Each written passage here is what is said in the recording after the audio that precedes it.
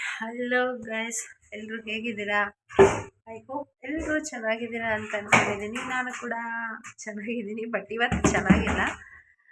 ಯಾಕೆಂದರೆ ಸ್ವಲ್ಪ ಕೋಲ್ಡು ಮತ್ತು ಫೀವರ್ ಕೂಡ ಆಗಿಬಿಟ್ಟಿದೆ. ಯಾಕೋ ಚಳಿಗೋ ಏನೋ ಗೊತ್ತಿಲ್ಲ, ಬ್ಯಾಕ್ ಪೇನು ಕೂಡ ಸ್ವಲ್ಪ ಸ್ಟಾರ್ಟ್ ಆಗಿಬಿಟ್ಟಿದೆ.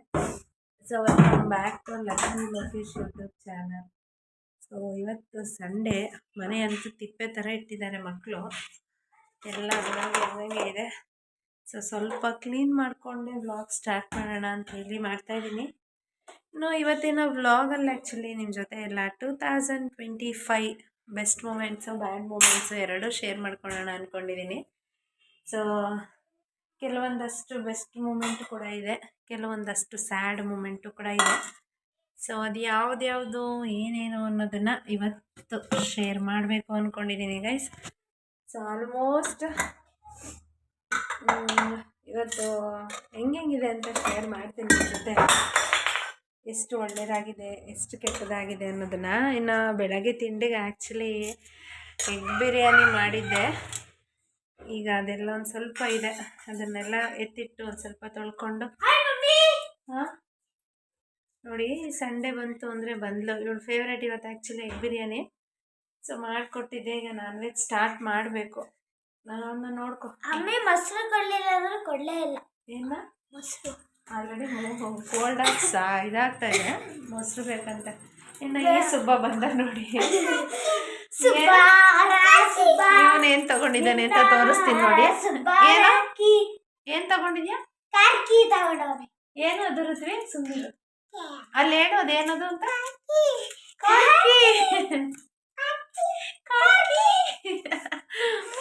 ಸೊ ಇವನ ಜೊತೆ ಎಷ್ಟು ಫೀಲಿಂಗ್ ಇದ್ರು ಬೈಲಿ. ಸೊ ಏನೇ ನೋವಿದ್ರು, ಸೊ ಏನೇ ಇದ್ರು ಇವ್ರ ಖುಷಿ ನೋಡ್ತಾ ಇದ್ರೆ ಎಲ್ಲ ಮರ್ತೋಗ್ಬಿಡುತ್ತೆ. ಇಬ್ರು ಎಷ್ಟು ಕಿತ್ತಾಡ್ತಾರೆ ಅಂದ್ರೆ ತುಂಬಾನೇ ಕಿತ್ತಾಡ್ತಾನೆ ಇರ್ತಾರೆ ಯಾವಾಗ್ಲೂ. ಇವನು ಅವಳೊಂದು ತಗೊಂಡ್ರೆ ಇವನೊಂದು ತಗೊಳ್ತಾನೆ. ಸೊ ಈ ವರ್ಷದಲ್ಲಿ ಇದು ಒಂದು ಬೆಸ್ಟ್ ಮೂಮೆಂಟ್ ಅನ್ಬೋದು. ಕಾರ್ಕಿ ತೋರ್ಸು, ಬಾಯ್ ಬಾಯ್ ಮಾಡಲಿ, ಬಾಯ್ ಮಾಡ್ಬಿಟ್ಟು ನಾನು ಕಾರಲ್ಲಿ ಹೋಗ್ತೀನಿ ಏನು, ಬಾಯ್ ಮಾಡು, ಹೇಳು ಕಾರಲ್ಲಿ ಹೋಗ್ತೀನಿ ಏನು. ಸೊ ಇನ್ನವರಿಬ್ರು. ಸೊ ಮೊದಲಿಗೆ ಬೆಸ್ಟ್ ಥಿಂಗ್ಸ್ನ ಶೇರ್ ಮಾಡ್ಕೊಂಡ್ಬಿಡ್ತೀನಿ. ಆಲ್ರೆಡಿ ಟೈಮ್ ಬಂದು ಇವತ್ತು ಸ್ವಲ್ಪ ಲೇಟೇ ಆಗಿಬಿಟ್ಟಿದೆ, 12:15 ಆಗಿಬಿಟ್ಟಿದೆ. ಸೊ ಬೆಸ್ಟ್ ಥಿಂಗ್ಸ್ ಏನಪ್ಪ ಅದು ಅಂತ ಹೇಳಿದ್ರೆ, ಈ ವರ್ಷ ಆಗಿರೋದ್ರಿಂದ ಸ್ಟಾರ್ಟ್ ಮಾಡ್ಕೊಳ್ಳೋಣ ಅಂದ್ಕೊಂಡಿದ್ದೀನಿ. ಮೊದಲನೇದಾಗಿ ಹೇಳಬೇಕು ಅಂತ ಹೇಳಿದ್ರೆ, ನನಗೆ ಗಂಡು ಮಗು ಆಗಿದ್ದು ಒಂದು ಖುಷಿಯಾದ ವಿಚಾರ. ಸೊ ಯಾಕೆ ಫಸ್ಟ್ ಅದನ್ನೇ ಹೇಳ್ತಾ ಇದ್ದೀನಿ ಅಂತ ಹೇಳಿದ್ರೆ, ಸೊ ನನಗೆ ಆ್ಯಕ್ಚುಲಿ ಫಸ್ಟ್ ನನ್ನ ಮಗಳಿದ್ದಾಳೆ. ನನ್ನ ಮಗಳಾದಮೇಲೆ ಏನೊಂದು ನಾನು ಒಂದು 5 to 6 ಅಬಾರ್ಟೇ ಆಗಿದೆ. ಸೊ ನನಗೆ ಅದೇನೋ ಒಂದು ಮಿಸ್ಕ್ಯಾರೇಜ್ ಆಯ್ತಲ್ಲ, ಸೊ ಅದೆಲ್ಲ ಬಂದು ಬೇಬಿ ಗರ್ಲ್ ಆದಾಗ ತುಂಬ ಜನ ತುಂಬ ಥರ ಮಾತಾಡ್ಬಿಟ್ಟಿದ್ರು. ಅಂದರೆ ಹುಡುಗಿಗೆಲ್ಲ ಹೆಣ್ಮಗುನೇ ಆಗೋದು, ಇನ್ನು ಗಂಡ ಆಗಲ್ಲ, ಹಾಗೆ ಹೀಗೆ ಅಂತ. ಅದರಿಂದ ತುಂಬ ಅಂದರೆ ತುಂಬ ಮೂಡೌಟ್ ಆಗಿಬಿಟ್ಟಿತ್ತು ನನಗೆ. ಸೊ ನನಗೆ ಬೇಡ ಮಕ್ಕಳೇ ಬೇಡ, ಇನ್ನು ಇವಾಗ ಏನಿದ್ದೇನೆ. ಸೊ ಒಂದೇ ಮಗಳು ಸಾಕು ಅನ್ನೋ ಇಂಟೆನ್ಷನಲ್ಲೇ ಇದ್ದೆ ನಾನು. ಸೊ ನನಗೆ ಬೇಡ, ಇನ್ನು ಈ ಥರ ಎಲ್ಲ ಮಾತಾಡಿದ್ಮೇಲೆ ಮತ್ತೆ ನನಗೇನೋ ಒಂಥರ ಟೆನ್ಷನು, ಯಾವ ಮಗು ಆಗುತ್ತೋ ಏನೋ, ಆದರೂ ಇದೇ ಥರ ಸತ್ತೋಗುತ್ತಾವೋ ಏನೋ ಅಂಥೇಳಿ. ಬಟ್ ಅನ್ಫಾರ್ಚುನೇಟ್ಲಿ 2025 ನಾನು ಪ್ರೆಗ್ನೆನ್ಸಿ ಆದಾಗಲೂ ಕೂಡ ನಾನು ಅದನ್ನು ತುಂಬ ಕೇರ್ ಏನು ಮಾಡಿಲ್ಲ. ನಾನು ಅದನ್ನು ಬೇಕಾಬಿಟ್ಟಿನೇ ನೋಡಿಕೊಂಡೆ. ಬಟ್ ಅದು ಬೇಬಿ ಬಾಯ್ ಆಯಿತು, ಅದು ತುಂಬ ಖುಷಿ. ಸೊ ಆ ಪ್ರೆಗ್ನೆನ್ಸಿ ಟೈಮಲ್ಲೂ ನಮ್ಮ ಮನೇಲಿ ಒಂದು ಕಾರ್ ಇರಲಿಲ್ಲ ಅಂಥೇಳಿ ಯಾರೋ ಒಂದು ಸಲ ಕೊಟ್ಟರು, 2 ಸತಿ ಕೊಟ್ಟರು, 3ನೇ ಸತಿ ಅದು ಒಂಥರ ಓಡಾಡಬೇಕು. ಅವ್ರ ಮನೇಲಿ ಅವ್ರಿಗೆ ಬೀಗ ಎಲ್ಲಿದೆ ಅಂತ ಗೊತ್ತಿಲ್ವಂತೆ. ಸೊ ಅದನ್ನು ನಂಬೇಕಾ ಅನ್ನೋದು ಗೊತ್ತಿಲ್ಲ. ಇಲ್ಲ ಬೀಗ ಎಲ್ಲಿಟ್ಬಿಟ್ಟಿದ್ದೀನೋ ಗೊತ್ತಿಲ್ಲ, ಮರ್ತೋಗ್ಬಿಟ್ಟಿದ್ದೀನಿ, ಈ ಥರ ಎಲ್ಲ ಹೇಳಿದ್ರು. ಅವಾಗ ಬೇಜಾರಾಯಿತು. ಸೊ ಅವಾಗ ಏನು ಮಾಡಿದ್ವಿ, ಇಲ್ಲ ಓಡಾಡೋದಕ್ಕೆ ಒಂದು ಕಾರ್ ತೊಗೊಳ್ಳೋಣ ಅಂಥೇಳಿ ತೊಗೊಂಡ್ವಿ. ಅವಾಗಲೂ ಕೂಡ ನನಗೆ ಫ್ಯಾಮಿಲಿನೇ ನಿಂತಿದ್ದು ಜೊತೆಲಿ. ಅವಾಗ ಒಂದು ಸ್ವಲ್ಪ ನಾವು ಶುಂಠಿ ಮಾರಿದ್ದು ಒಂದು ಸ್ವಲ್ಪ ಇತ್ತು.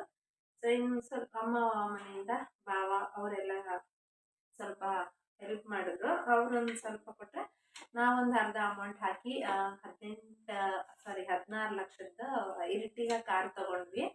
ಅದೊಂದು ಫುಲ್ಲು ಖುಷಿ. ಒಂದೇ ಸಲ ಒಂಥರ ಹೆಂಗೆ ಬಂತು ಅಂದರೆ ಝೂಮ್ ಥರ ರಪ್ ಅಂತ ಬಂದು ರಪ್ ಅಂತ ಹೊರಟೋಗುತ್ತಲ್ಲ ಹಂಗಾಯಿತು. ಅದಾಗಿದ್ದು ಒಂದು ಸ್ವಲ್ಪ ದಿನ ಅವನ ಪಾಪನ ಒಂದು ವರ್ಷ ಸುಧಾರಿಸ್ಕೊಳೋದ್ರವರೆಗೂ ಇದ್ವಿ. ಸೊ ಪಾಪನ ಸುಧಾರಿಸ್ಕೊಳೋ ಅಷ್ಟರಲ್ಲಿ ಅವನಿಗೊಂದು ವರ್ಷ ಆಗ್ತಾ ಆಗ್ತಾ ಇನ್ನೂ ಒಂದು ವರ್ಷನೂ ಆಗಿರಲಿಲ್ಲ. ಆಲ್ಮೋಸ್ಟ್ ಒಂದು 6 to 7 ಮಂತ್ಸ್ ಇದ್ದಾಗಲೇ ಇದ್ದಕ್ಕಿದ್ದಂಗ್ಲೇ ಮನೆ ಖಾಲಿ ಮಾಡಬೇಕು ಅಂತ ಹೇಳಿದಾಗ ಎಲ್ಲೋಗೋದು, ಈ ಥರ ಬಾಣ್ತಿ ಟೈಮಲ್ಲಿ ಹಿಂಗೆ ಹೇಳ್ತಾ ಇದ್ದಾರಲ್ಲ ಅನ್ನೋದೊಂದು ಫೀಲ್ ಆಗಿಬಿಡ್ತು. ಸೊ ಅವಾಗ ಅಂದ್ಕೊಂಡ್ವಿ ನೋಡೋಣ, ದೇವರು ಬೇರೆಯವ್ರ ಮನೆಗೆ ಹೋಗ್ಬೇಕು ಅಂತ ಅಂದ್ಕೊಂಡಿದ್ದು ಆ್ಯಕ್ಚುಲಿ ಅದು. ಸೊ 7 ಲಕ್ಷಕ್ಕೆ ಅದು ಮನೇನೂ ಲೀಸ್ ನೋಡ್ಕೊಂಡು ಬಂದಿದ್ದೆ. ಅವರು ಸಡನ್ನಾಗಿ ಕೊಡ್ತೀನಿ ಅಂತ ಹೇಳಿ ಅದು ಯಾವ ಉದ್ದೇಶಕ್ಕೆ ಕೊಡಲ್ಲ ಅಂತ ಹೇಳಿದ್ರು ಗೊತ್ತಿಲ್ಲ. ಆವಾಗ ಇಲ್ಲ ನಮ್ಮದೇ ಒಂದು ಮನೆ ಕಟ್ಟಕ್ಕೆ ಸ್ಟಾರ್ಟ್ ಮಾಡೋಣ ಅಂತೇಳಿ ಧೈರ್ಯ ಕೊಟ್ಟಿದ್ದೆ ಅಮ್ಮ ನನಗೆ. ಸೊ ಆವಾಗ್ಲೂ ಅಷ್ಟೇ ಮನೆ ಕಟ್ಟಕ್ಕೆ ಸ್ಟಾರ್ಟ್ ಮಾಡಿದ್ವಿ. ಇವಾಗ ಇನ್ನೇನು ಮನೆಯೂ ಕೂಡ ಮುಗಿತಾ ಬರ್ತಿದೆ. ಆಲ್ಮೋಸ್ಟ್ ಇನ್ನೊಂದು 3 to 4 ಮಂತ್ಸ್ ಒಳಗೆ ಕಂಪ್ಲೀಟ್ ಆಗುತ್ತೆ. 3 to 4 ಮಂತ್ಸ್ ಒಳಗಡೆ ಕಂಪ್ಲೀಟ್ ಆಗಿ ಹೋಗ್ಬೇಕು. ಆ್ಯಕ್ಚುಲಿ ಫೆಬ್ರವರಿಗೆ ಆಗಬೇಕಾಗಿತ್ತು. ಬಟ್ ನಮ್ಮ ಮನೇಲಿ ಎಲ್ರಿಗೂ 10th ಮಕ್ಕಳಿದ್ದಾರೆ, ಅಕ್ಕನ ಮಕ್ಕಳೆಲ್ಲ. ಸೊ ಅವ್ರಿಗೆ ಎಕ್ಸಾಮ್ಸ್ ಇರೋದ್ರಿಂದ ಅವ್ರು ಬರಲ್ಲ. ಅವ್ರು ಇಲ್ದಿರ ಮಾಡೋದು ಬೇಡ ಅಂಥೇಳಿ ಏಪ್ರಿಲ್ಗೆ ಇಟ್ಕೊಂಡಿದ್ದೀನಿ. ಸೊ ಅದೊಂದು ಖುಷಿ ವಿಚಾರ ಈ ವರ್ಷ. ಒಂದು ನಿಮಿಷ ಗೈಸ್, ಅದೊಂದು ಖುಷಿ ವಿಚಾರ ಅಂತ ಅನ್ಕೊಬೋದು. ಇನ್ನೊಂದೇನಪ್ಪ ಅಂತ ಹೇಳಿದ್ರೆ, ಬಂದ ನನ್ನ ಮಗ ತರಲೆ ಸುಬ್ಬ. ಅದು ಬೇಳೆ ಕಣೋ, ಅಕ್ಕಂಗೆ ಕೊಟ್ಬಿಡೋದು. ಫ್ರೆಂಡ್ ಆಗೋಕ್ಕಾಗಲ್ಲ ಏನು ಅಂತ ಹೇಳಿ ಸ್ವಲ್ಪ ಹೆಲ್ಪ್ ಮಾಡು ಅಂತ ಹೇಳಿ ರಿಫ್ಲೆಕ್ಷನ್ಗೆ ಹೇಳ್ತೀನಿ. ಸೊ ಅವಳು ಬೇಡ ಸಾಕು, ಅವಳು ಫ್ರಿಜ್ಜಲ್ಲಿ ಏನಾದರೂ ತರಕ್ಕೆ ಹೋದರೆ ಅವನು ಕೂಡ ಹೋಗ್ಬಿಡ್ತಾನೆ ಹೀಗಾಗಿ. ಯಾಕಂದರೆ ಬೆಳೆದು ಬಿಟ್ಟಿದ್ದಾನಲ್ಲ, ಹಾಗಾಗಿ. ನಾವು ಮನೆ ಕಟ್ಟಿದ್ದೂ ಇದೇ ವರ್ಷನೇ. ಸೊ ಒಂದು ನಿಮಿಷ ಗೈಸ್, ಈ ಮಕ್ಕಳಿರೋ ಮನೇಲಿ ಮಕ್ಕಳನ್ನ ಇಟ್ಕೊಂಡು ವ್ಲಾಗ್ಸ್ ಮಾಡೋದಕ್ಕೆ ಆಗಲ್ಲ ಅನಿಸುತ್ತೆ. ಅಷ್ಟು ತರಲೆಗಳು. ಅದರಲ್ಲೂ ರಿತೀಕ್ಷ ಇದ್ರೆ ಅಂತೂ ಅವನಂತೂ ಕೈಗೆ ಸಿಕ್ಕಲ್ಲ, ಅಷ್ಟೊಂದು ತರಲೆ ನನ್ನ ಮಗ ಅವನು. ಟೈಮ್ ಬೇರೆ ಆಗಿದೆ ಇವತ್ತು. ಸೊ ಬೆಳಗ್ಗೆ ನಾನು ಹೇಳ್ದಂಗೆ ಎಗ್ ಬಿರಿಯಾನಿ ಮಾಡಿದ್ದೆ. ಈಗ ಅದು ಮುಗ್ದಿದೆ. ಈಗ ಸ್ವಲ್ಪ ನಾನ್ ವೆಜ್ ಮಾಡಬೇಕು. ಸೊ ಮಾಡಿಕೊಂಡೆ ಮಾತಾಡೋಣ ಅಂದ್ಕೊಂಡಿದ್ದೀನಿ. ಸೊ ನಾನು ಹಾಗೆ ಹೇಳ್ತಿದ್ದೆ, ಇದೇ ವರ್ಷನೇ ಮನೇನೂ ಕೂಡ ಆಗಬೇಕು ಅಂತ ಅಂದ್ಕೊಂಡ್ವಿ. ಬಟ್ ಅನ್ಫಾರ್ಚುನೇಟ್ಲಿ ನಾನು ಹೇಳ್ದಂಗೆ ನನ್ನ ಅಕ್ಕ ಭಾವಂದಿರು ಬಂದಿಲ್ಲ ಅಂದರೆ ಹೆಂಗೆ ಮಾಡೋಕ್ಕಾಗುತ್ತೆ. ಸೊ ಅವರೇ ಇಷ್ಟೆಲ್ಲ ಸಪೋರ್ಟಿವ್ ಆಗಿ ನಿಂತಿರೋದು. ಸೊ ಅವರಿಗೋಸ್ಕರ 2 ಮಂತ್ಸ್ ಪೋಸ್ಟ್ಪೋನ್ ಮಾಡೋಣ ಅಂಥೇಳಿ ಮಾಡಿದ್ದೀನಿ ಅಷ್ಟೇ.